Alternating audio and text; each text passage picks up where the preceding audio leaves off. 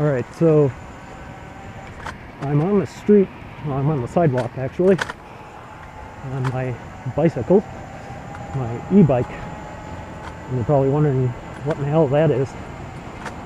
Basically it's just a bicycle. This one I'm riding happens to be a Trek 4300, and it's got a motor inside the front hub, inside the front wheel, and I have a battery on the back, and essentially it's like an electric motorcycle, but legally they're treated the same as a bicycle, so you get a lot of advantage because you can ride on the sidewalk like this, as opposed to a moped where if you ride it on the sidewalk, it's generally frowned upon. So right now I'm just riding. I'm doing about 25, and I'm not pedaling at all. And I weigh 235 pounds, so it'll really take you somewhere if you have the right motor. This particular motor is a 1,000-watt motor. Go across the street here.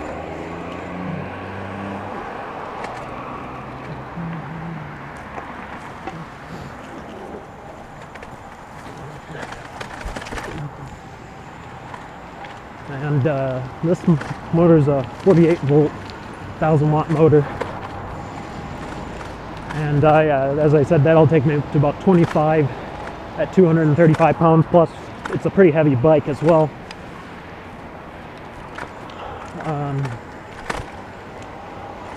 And like I said, the legal advantages are what I really like, and why I chose this over even thinking about a moped. These are generally a little bit cheaper. You can get a conversion kit for it, and that'll allow you to do it on your own bike without buying a special retrofitted bike. One suggestion I would have if you're looking at it is to get one with a full suspension, because having the battery on the back and going a lot faster than you normally do without pedaling, you're just sitting on the seat, the bumps are a lot harder. You don't realize until you actually go out and ride, but the bumps feel a lot harder if you don't have a rear suspension. But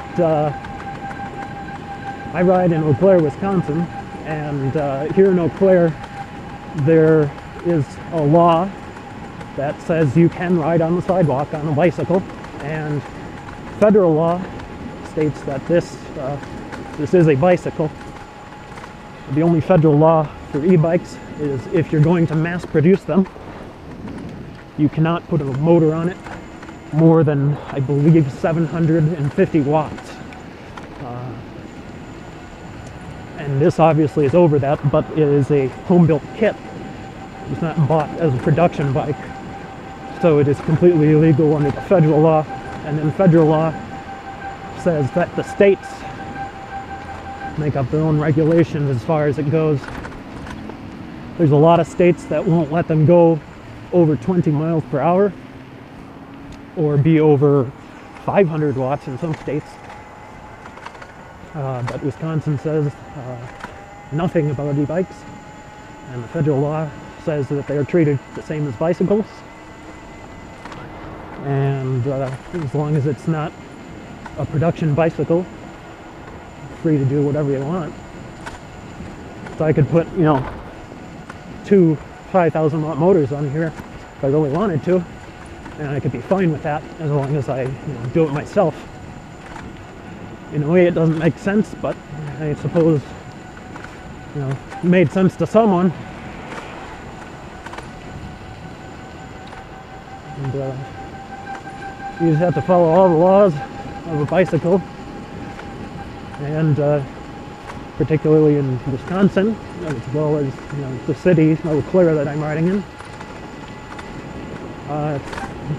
In Wisconsin, you have the right, the same as a motor vehicle, so I can take up a whole lane if I want to, and if someone is going to pass me, they are required to give me 3 feet on either side, and I am entitled to at least 3 feet on the right side of me as well as the left side.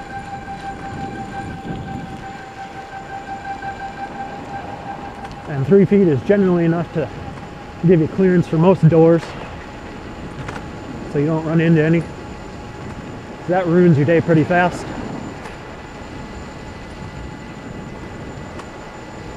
Unfortunately, in Wisconsin, we don't have the yield stop sign law. I believe it's Idaho that has that.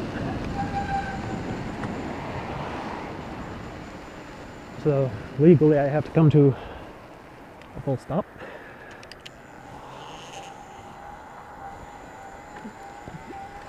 I believe it's Idaho, has a law that says you don't have to come to a complete stop. You only have to yield at a stop sign, which makes much more sense because the energy required, especially on a regular bicycle, to stop and then go again is pretty ridiculous. You're traveling at such a slow speed anyways. Why bother? A lot of times, that's one thing I don't really follow is the stop signs, especially on the back roads. As long as it's not endangering anyone, I personally don't see a problem with it.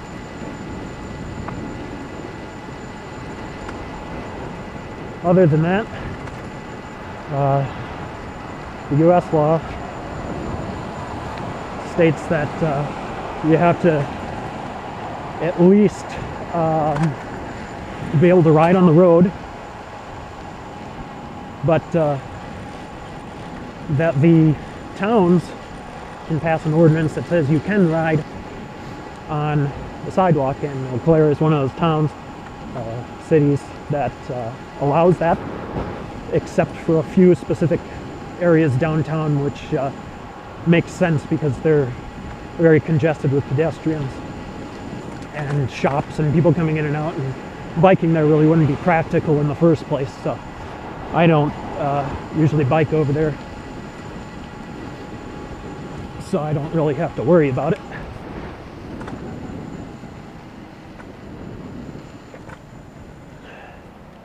Around about here, I hate these things.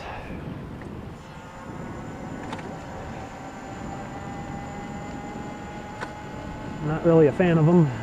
I think they cause more problems than they solve. But anyways, outside of that, the bicycle just has to follow all the traffic laws, and you're good to go. Turn the light up here. This is a 700 lumen LED light on the front. As you can see, I'm riding at night. And you have to, at night, you have to have at least a headlight, a white light, I should say, that can be seen from 500 feet away, and a tail light, a tail reflector, actually, that can be seen from 50.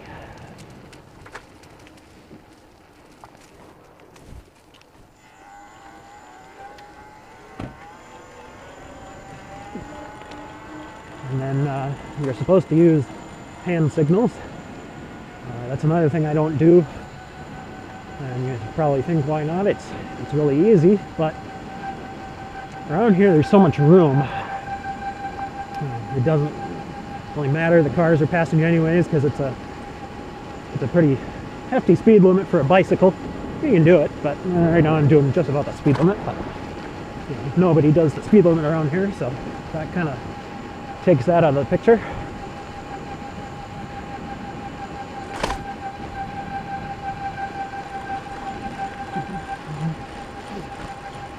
But a lot of times, if you use hand signals, people don't know what they are. And there's been people that have thought, was waving to them or telling them to stop, and some people get it, but others are kind of clueless.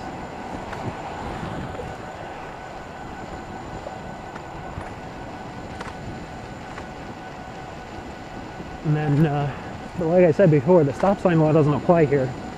But we do have another law, a red light law, which I'll tell you about in a minute.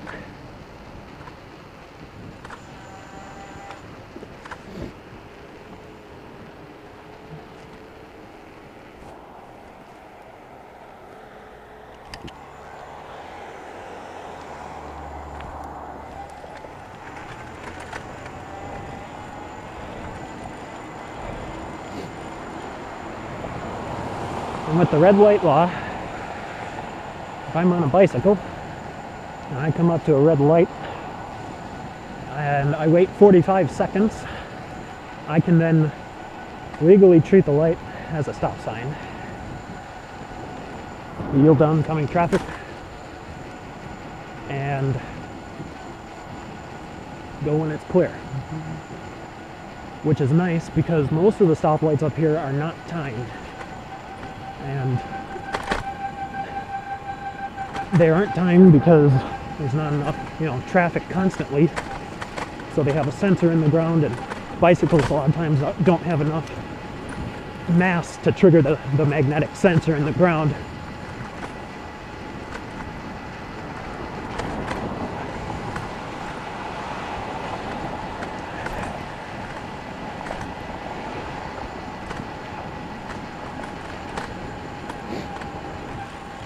But that's basically about it for bike laws that I can think of right now.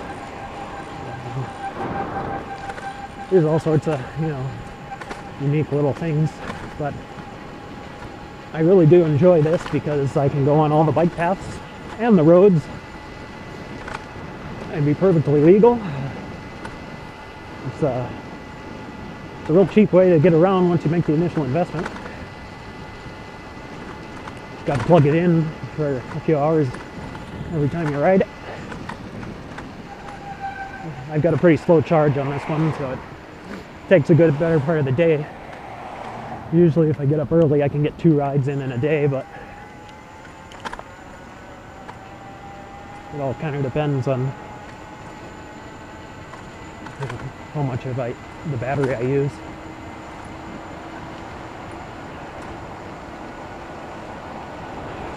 Turn the light back down.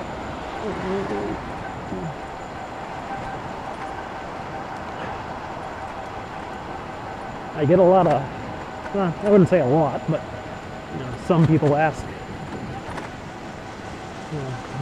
how I'm going without pedals or how I'm going so fast, and it's kind of a unique thing. You get a lot of weird looks from people. Especially now that I have the camera on my head, people always kind of look at me weird.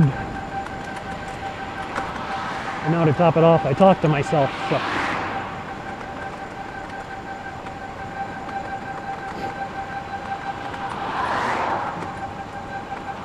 Looks like we got some traffic coming up. No headlight.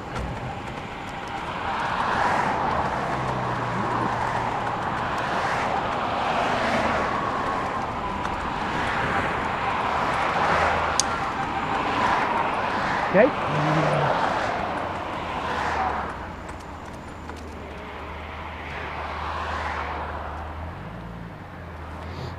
Let's see what we got here.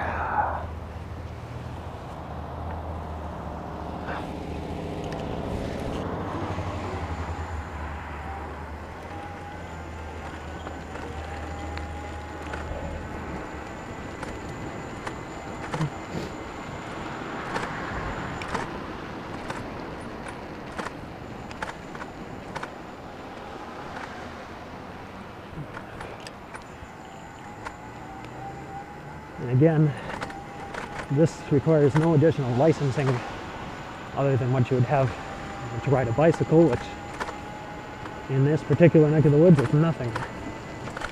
You can build one, hop on it, and go.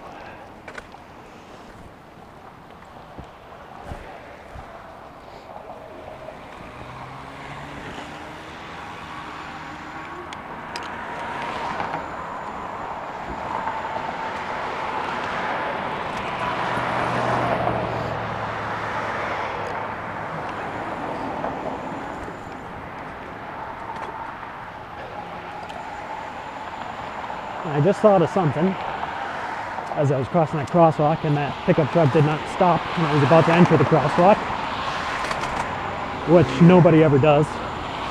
So you always gotta watch your back when you're coming up to a road. But a lot of times when I see the law worded, it says you have to stop for any pedestrians in the crosswalk. I'm on a bicycle. Does that include me?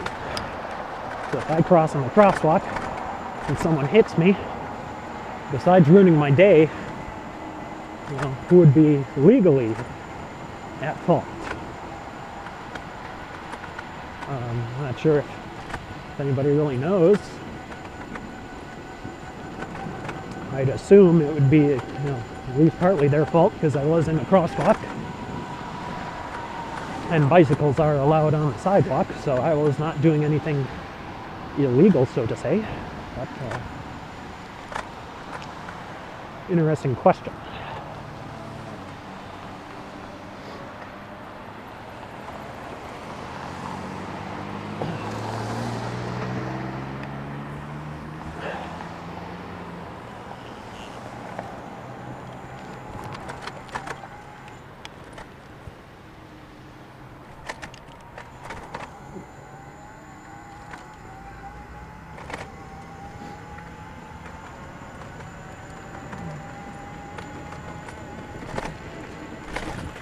This is basically a test video. Think about making these on a regular basis and seeing how the equipment works, how well everything works, and see if anybody's interested, and maybe I'll make more. But I have a GoPro on a head mount on my head, and I have a lapel mic inside my sweatshirts, I should say. And it's cold here, so I do wear 2 sweatshirts.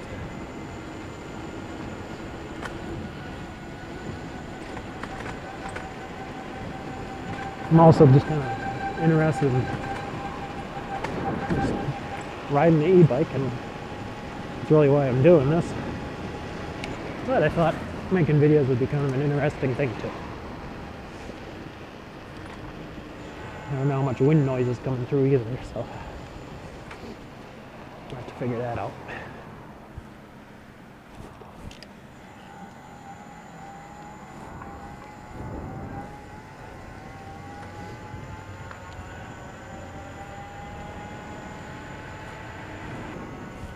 And personally, I use this as kind of a enjoyment thing rather than a means of transportation. I have used it as a means of transportation when I was going to school, and it worked great. I put just over 100 miles on this bike. Actually, I just hit 100 miles on this ride. Okay. And it's the only thing I could ask for more is a bigger battery, which I'm going to get. I hope eventually. They're kind of expensive. Right now I have a 15 amp hour battery, and I'm saving up for a 40 amp hour battery.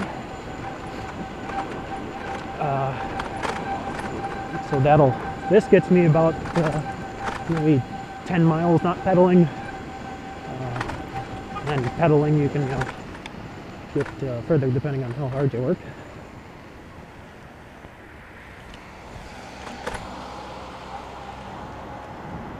So you can see that upgrading from a 15 to a 40 would do a lot of work there. And then of course I would also have this 15 left over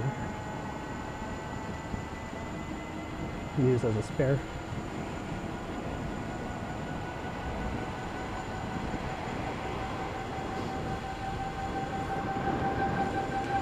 And then I think it would become a much more viable means of transportation, because that would take me up to at least 30 miles or so of range, maybe more. And if I lose a little weight, being 235 doesn't really help my case for efficiency.